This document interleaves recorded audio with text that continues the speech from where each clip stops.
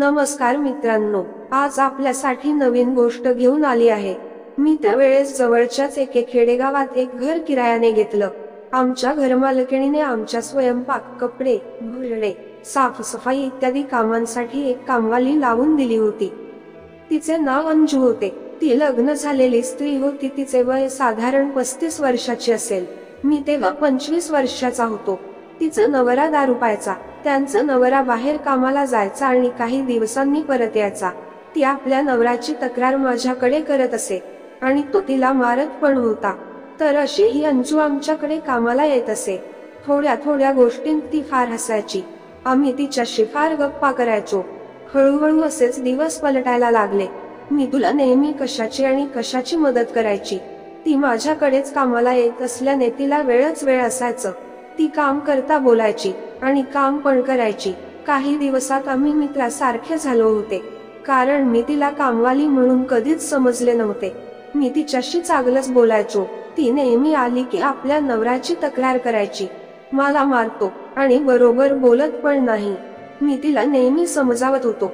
आता तिचे मन जुळू लागले होते, पण तिचे हिंमत नव्हती होत मला सांगायची, कारण तिला वाटत होते की यामुळे माझे काम पण जाऊ शकते।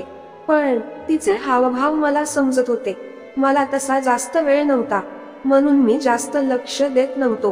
पण मी पण माणूस आहे, मला पण भावना आहे, तरी मी दुर्लक्ष करत होतो।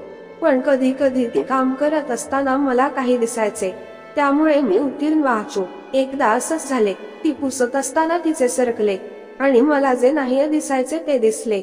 मी एकटक तिकडे पाहत होतो आणि अचानक तिने माझ्याकडे बघितले, तरी माझी नजर हटतच नव्हती आणि ती म्हणाली, काय पाहता साहेब? मी बोललो काही नाही। आता ती हसली आणि स्वतःला सावरलं।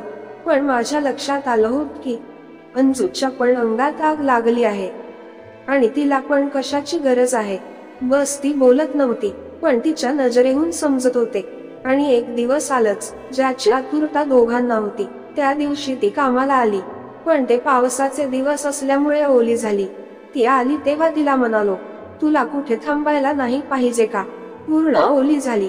ती म्हणाली, साहेब मला वेळच नाही मिळाला। आता मी तिला टॉवेल दिला, पण ती पूर्ण ओली झाली होती, त्यामुळे मला जे नाही दिसायला पाहिजे ते दिसू लागले होते। मला तर आता कस तरी वाटू लागले होते, कारण ती दृश्य तसेच होते। मी पूर्ण भारावून गेलो होतो आणि तिच्याकडे पाहत होतो। तिचे लक्ष माझ्याकडे गेले। ती अमजली होती माझ्या नजरेतून।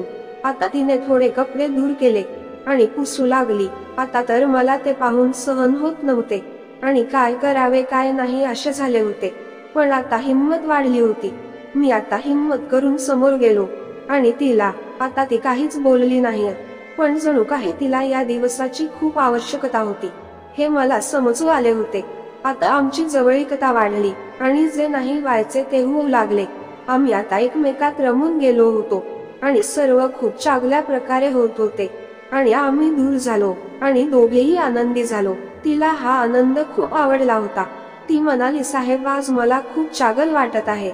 मी बोललो, आता तुला नेहमी चांगलेच वाटेल। ही हसली। आता मी तिला नेहमी आनंद देत होतो आणि तिला जे पाहिजे ते देऊ लागलो आणि तिच्या गरजा सुद्धा पूर्ण करू लागतो। अशाच गोष्टीसाठी चॅनलला सबस्क्राईब करा। धन्यवाद।